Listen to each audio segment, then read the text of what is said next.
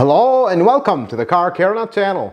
Well, in today's video we're going to be talking about everything you need to know about Toyota keys, from the smart key to the mechanical key to diagnosis to how they work to everything you need to know. There are mainly two types of keys for Toyotas. There is the smart key and then there is the mechanical key, or also called internally as a joke, the dumb key. Before we get started, if you're new to the channel, welcome. Consider subscribing to the channel. Check out some of my other videos if you are a returning subscriber. Well, thank you so much for watching another one of my videos. And without further ado, let's get right into it.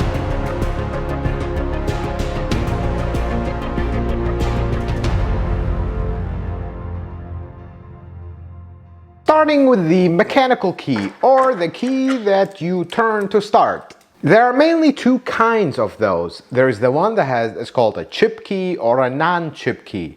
The one with a chip is an immobilizer, the one without a chip, without an immobilizer. So basically, if you have a non-chip key, you can go to your local hardware store, cut a metal key and start the car, and off you go. The chip key, I want you to see the chip and understand how you can recognize what's what. Well, the first indication on the car is if you have a security light. That's the first indication. If you don't have it, you don't have a chip key. If you have a security light, you do. The other thing is, on the key itself, on the tip of the blade, there's usually a dot, a letter, some kinds of identification for the chip. The ones that do not have a chip will not have any markings. Now, it could have a key like has a remote like this, or it could be just a plain key. It doesn't matter, they're still going to have a chip. And speaking of the chip, this is how the chip looks like. Here's where it's located inside the key, inside the case of the key. You drop that out of it, it's done. It won't start the car anymore. And then within all of these types, there are two important types that you need to know about. There is a master key and there is a valet key. A few ways to distinguish which is which, but the main thing I want you to know is the blade shape.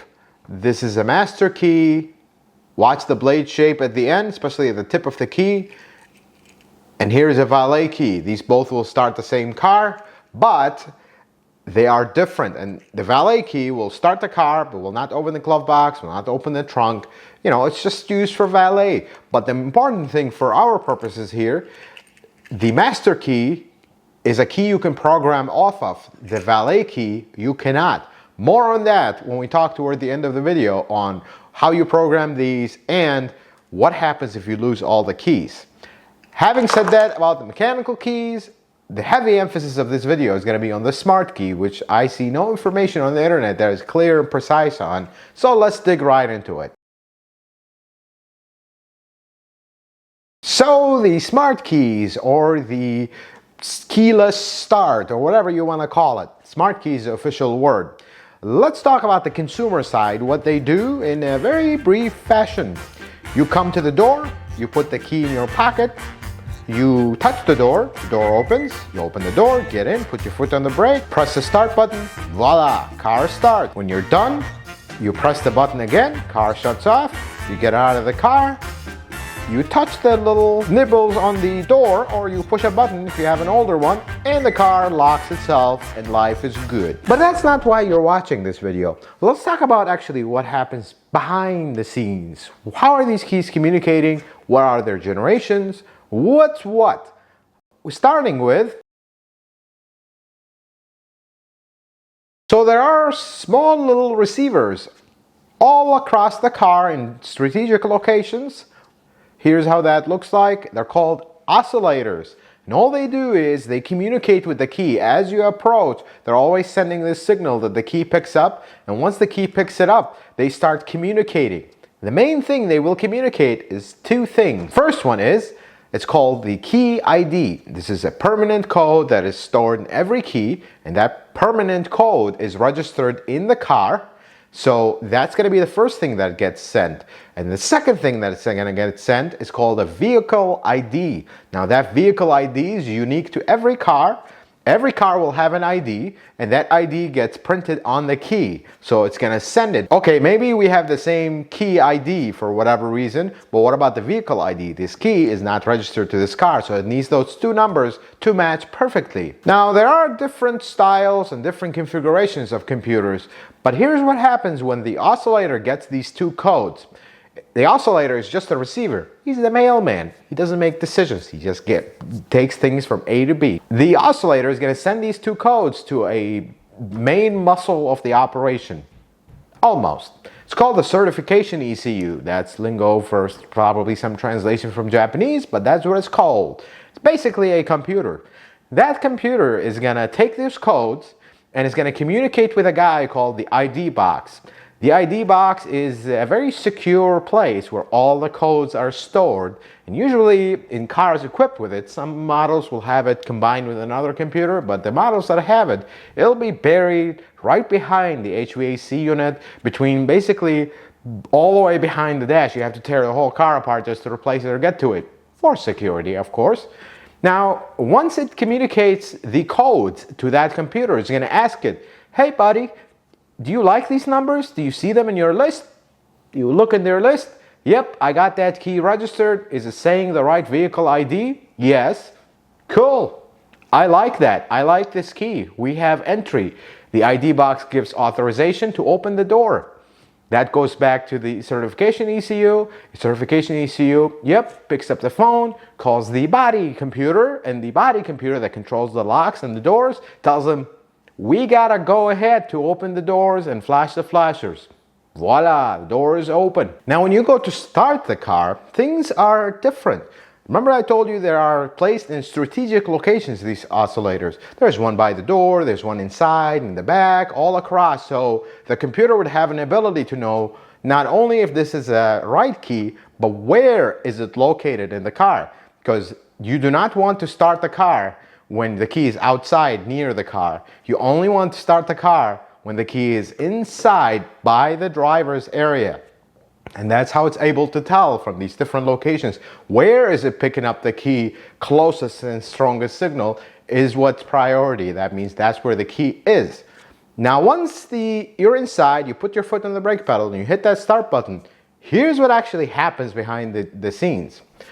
The certification computer through the oscillator is going to get the two codes. We like that. Codes go to the ID box, they do the same dance, but this time when the certification ECU says we're all good to go, it's going to call two of its best buddies. It's going to call the engine computer, pick up the phone, call the engine computer, tell them we have a request to start that is approved. The immobilizer, the engine immobilizer has been unset or it has been unlocked. Because we have an authenticated ID code and vehicle code, this key is good. We're good to start. And the other thing it's going to do, and if you notice in these smart key cars, the steering wheel locks. Usually in a mechanical key, you put the key, turn it, and the steering wheel unlocks. But in a smart key, you don't have that. So it actually has a computer and a little motor that locks the steering. Well, that's the other computer that's going to get a call from the certification ECU. Hey man, we got a key, unlock the steering wheel. Life is good. Car is going to start, everything is good. But it doesn't end there, because this is where Toyota takes security a little bit to the next level. Because if you were right next to your car and you started it and then the key left, or they were hacking into the car trying to steal it, I mean, we're talking about very complicated stuff. If you have a thief that is able to bypass all this, they could be not interested in your car and trying to do bigger stuff, because that's a lot of high-level theft here. I wish they would dedicate it to better things in life, but nonetheless, one last security layer. After the car starts, after the engine starts, and everything is running within 10 seconds after the car starting, the computer will send a unique code that is heavily encrypted to the certification ECU and to everybody, telling them we are still good. That code is essential, because if this car was hacked, stolen, whatever the case may be, you do not initiate that code from the key, you initiate that from the computer, meaning 10 seconds have passed and we're still good. The smart key is still good. The code is still good. Everything is exactly the same, and all the computers have gotten together again and said, we're all good. But if it's not, it's going to shut off the engine again and disable everything. Some of these cars, when they have immobilizer problems, and especially when you go putting aftermarket remote starts, that one wire that sends that code, and it's called the G code if you are interested in what it's called, that one wire, notorious to break because it's a tiny communication wire, and now the car starts, shuts off within 10 seconds. And nobody knows what's going on, and it has all kinds of codes because that one wire is broken and it cannot send that confirmation code, if you would. Let's talk about the generations of smart keys briefly so you understand why they are slightly different and how they evolved. So the first one is the initial smart key in any Toyota is the 2004 Prius. First generation and the worst one. Sorry if you own a 2004 or second generation Prius. Actually, it's the whole second generation 04 to 09. But it was ancient, and it was horribly ancient, not in a good way. Not like the 4Runner, for example. That's a good ancient. It was basically a mechanical key that had the smart functions kind of added on top of it. So it operated like a mechanical key, but it had this, you could open the door and push the start button, and there was this overcomplicated process to program them to do all this mess, and that's why it was gone. It was never used in another car other than the first generation Prius. It was not made by Denso. It was made by somebody else, some long name that I'll put on the screen here. That's the company that made it. God bless them, they did a good job, but it was a horrible system, for lack of a better word. We're more interested in the second, third, fourth, and potentially fifth generation, which is what you see in most of these. The second generation, which was great, and it started with the 05 Avalon. Now, the 05 Avalon has a very weird looking key, different than anybody else, but it is actually the same generation. That generation went from 05 all the way to almost 09, 10, depends when the model changes.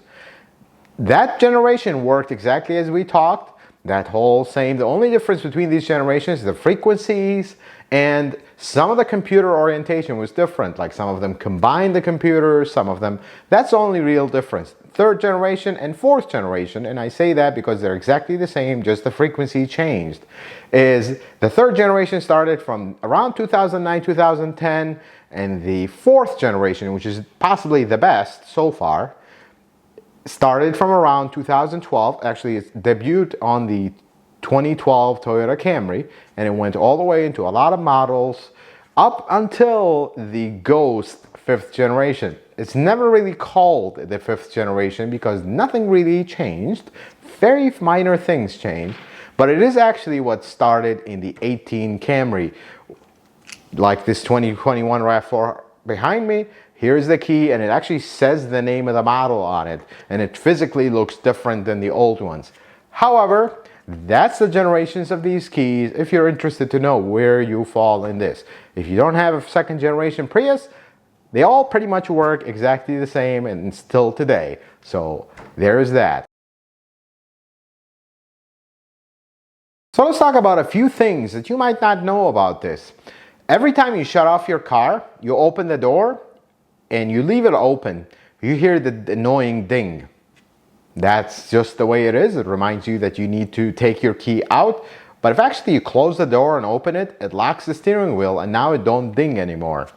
They all do that. It's very annoying. And if you don't want to close the door and open it, you can just reach in and press that courtesy switch, which is basically imitates the door closing and opening, and you'll hear the steering lock engage, and life is good. The other thing is you can actually cancel the smart key functions. In the first generation, there was a physical button in the Prius that cancels the smart functions. In all of them, there's a procedure to cancel it. If you cancel the smart key function, you will need to press the physical button on the remote. Now that signal goes completely to a different signal, goes to the regular receiver that has also the tire pressure monitor in it, and that's a completely different cycle of how you're going to unlock the doors. And when you want to start the car, and this applies the same if the battery inside of this guy is dead, you're going to hold that key against, you're going to hold the Toyota emblem on the key against the start button and then press it. that actually bypasses, because this key is able to transmit things very short range without a battery. That's how they're designed, and there's a receiver in there. It's this overcomplication to explain it, but we'll keep it simple. Put this in front of the emblem of the start button and life is good. Another thing is the battery inside these keys. Now most folks will go years and this battery is still good. Some of them, every 6 months the thing is dead and they have to replace it. Well, here's a tip for you that it was actually discovered down the road when the smart key came out. So the frequency that this key transmits on, it's basically the oscillator will send a small frequency that wakes up the key and the key starts transmitting the code. If you have another device, computers, whatever the case may be, that actually happen to transmit the same signal, this key will start emitting its signal infinitely until it's a certain amount of time has passed, then it stops, then it gets that signal again and starts and starts. So that actually kills the battery. And the way to know if this key is transmitting is if you look at it, it has a red dot. As soon as it starts transmitting, doesn't matter if you could take this key, walk to a similar car that's not yours, it will not unlock it, but it'll actually start flashing that little red light, indicating there's communication. Doesn't mean that it's successful communication, but there is communication, and that starts draining the battery. Now the battery have a fail-safe in it. To protect the battery, if the battery drops below a certain level, it won't flash the light anymore, and eventually it completely dies and shuts down. Now you have to hold it against the start button. Now let's get into the meats and potato of this video. The programming part, the part that there's not a lot of information and there's a lot of misinformation about. So let's start from the beginning. This will apply to both key types, to the mechanical one and the smart key. It's a similar process for both, except the first generation smart key, which happens to be in the 2004-2009 Prius, that is completely different. Let's start when you have to program a key. This can be done at a dealership, but it also can be done by a good locksmith. They can do that, there's no problem with that. All it does is, it's going to require you to have one registered master key. Now all smart keys are masters, there's no such thing, but in the case of the mechanical keys, you need a master key. It cannot be a valet key, because the valet key, even with that security in mind, it does not unlock or do what we need to do. So basically having that key that's already registered, you're going to use that code to unlock the computers so you can get in them and add a new code for the new key. That's all it is. So if you lose one key, most of these cars come with 2 keys from the factory, some of them 3 in the case of the mechanicals, you need a registered key to program a new key. There's no way around it. That's how it is. And that's usually very cheap at a dealership, should not cost a small fortune. If you have a mechanical key that has a remote, the remote is a separate programming. If it has a separate remote, that's also a separate programming. But the smart key, it is a one-thing program, except the 09 Prius. Yeah. It's one-time shot. You program it, the remote already starts working with the smart key, and everything is done. And then there's another function on the dealership level. Don't know if the locksmith can do that. Let's say you have 2 keys. Your key was stolen. You know, it happens, things happen. You still have one key, you come to program another key, but now you're worried, what if that person that stole my key is going to come and start my car and steal my car now? So there's a function to erase keys. You basically bring us at the dealership all the keys, and we will go in, unlock the immobilizer using your code on the key, and then erase any keys that are not here. You're basically going to scan the keys again through the start button and tell the computer, these are the only codes I want to work. Everything else, erase it. So you effectively erase the keys. And last but not least, on this section, it's very important that you still have a very good locksmith. You can't have an amateur do this. Anything to do with the immobilizer system is mega complicated, and once things lock down, it's over. So make sure it's a good locksmith. Yes, the dealership could charge more, but these keys are very expensive to begin with. And used keys, there is a catch with used keys. We'll talk about this. So what happens if you lose all your keys? What happens then? Here's the problem. if you don't have a key that works currently to unlock the immobilizer and all these computers so you can change things, it's locked, it's done, you cannot get in. So the only way to get in is through a kind of a master unlock code called the seed number. That's what Toyota calls it. Again, a fancy probably translation from Japanese.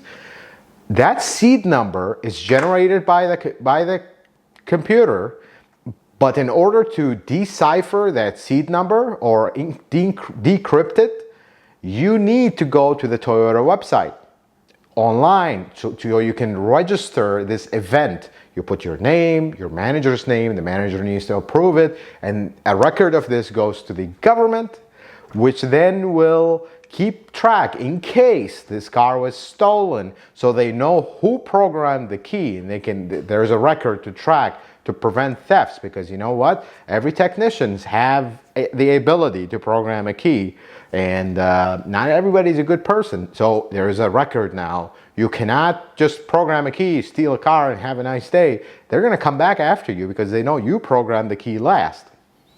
So once that code is decrypted, it gives you a master unlock code.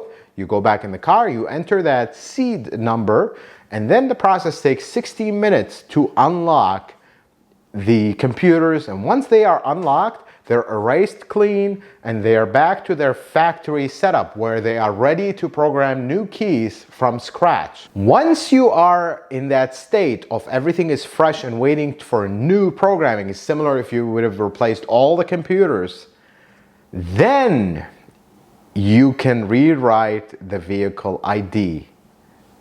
You're probably wondering, what am I talking about? Used keys. When you buy a used key off of eBay or Amazon or whatever, that key will there's an ability to get it programmed to the car, but it won't work because the vehicle ID is imprinted in this key now of the previous car. You're trying to run it on your car, it won't work. The only time you can reprogram the vehicle ID inside of these keys is when you do basically a lost all keys operation. Now, this becomes kind of counterproductive. If you buy a used key to save a few bucks, then have to go to the dealership, pay a small fortune to just make this key work. Why don't you just buy a new key to begin with? I don't know, but here's what that could work. If you have a very, very, very good locksmith, not everybody, and be very careful with this for the following. If you have a very good locksmith, they could have the ability or the software to kind of decrypt that code that comes out of the car. But just know that that's actually a hack, and it's a computer hack, and it is not an official or approved procedure. So you're basically going through a backdoor to get this to happen. And the reason I want you to have a very, very good locksmith, because if this goes south, you could permanently lock these computers. And now, no matter what you take it to a dealership, they'll just tell you, yep, you need a few $1,000s to replace every single computer involved, because they're all in lockdown now. So be careful. Make sure the locksmith that is doing this knows what they're doing and have done it before. Because if they don't, they could brick your car and they'll disappear into the wind, and you're left with a 4 times bigger bill than if you would have towed your car at a dealership to begin with. So be careful. And for diagnosis, I want to share with you a few things. The key. The biggest thing is you need to look at the flashing light on the key. As you see here, that light is flashing. The key is communicating with the car. Now, is it sending the right stuff? Is it working right? That's a different story. But that's your first code of diagnosis. The key stops working. The first thing you want to do is walk up to the door of the car and then see if that light starts flashing. It'll flash once, twice, whatever the case may be. But that's your first mode of diagnosis. Every time you have a problem with the smart key system, you replace the battery. That's an automatic. The other thing, and this is some tips that I will share with you from experience. I cannot tell you how many cars get towed in the dealership that won't start after a dead battery with a smart key. Because here's something that's interesting for you. When the battery dies, if it dies in the process of the smart key starting, that whole communication gets jammed, and now we have like an error, and that error stays because the battery died and it never got cleared. When you bring a car back from a dead battery, you need to turn the key on and let it be for a couple minutes. Otherwise, it won't start. You press the start button, nothing happens. It's just all the lights in the dash come up and nothing happens. And that brings so many people towing the car in. All I do is go in the car, turn the key on, wait for a minute or two after a jumper is on the battery, and it starts right up. So I'll share this one with you because it takes them some time for all these computers to communicate and everything can go back to normal. And this system is really trouble-free for the most part. The oscillators, they're very simple. They're scattered across the car. Typically there's one in the interior close to the driver's seat. That's the one that picks up when the key is ready to start. And life is good with this system other than the battery dying all the time or accidents or wiring damage, stuff that are not DIY. You're really not going to have that many problems with these. And one last thing that makes these keys stop working: interference. Other than, what we talked about that kills the battery, similar interference could actually cause them not to work. So when your smart key, all of a sudden you come to the door and it doesn't want to open and it doesn't want to start, you gotta hit unlock on the key and then go inside and put the key against the button every time.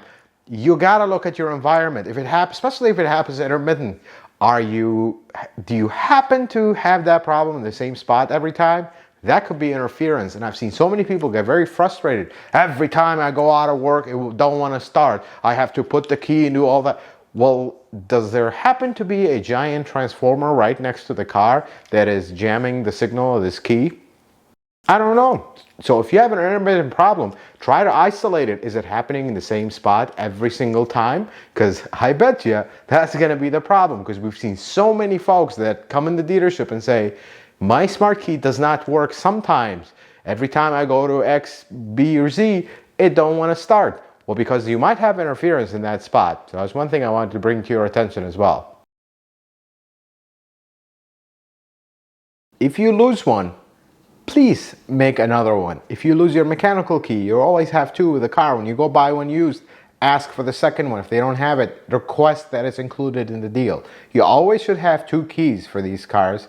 If you lose one, go get one. Don't procrastinate, because you could easily lose the second one and now you're stuck with this whole mess. It happens all the time. Sometimes I've seen people working at a dealership, I've seen people carry all three keys in one keychain for the same car, and I try them, they're for the same car. It's like, what's the point of having three keys if you carry them all and we're going to lose them in one shot? Job security for me, I suppose. Please don't do that.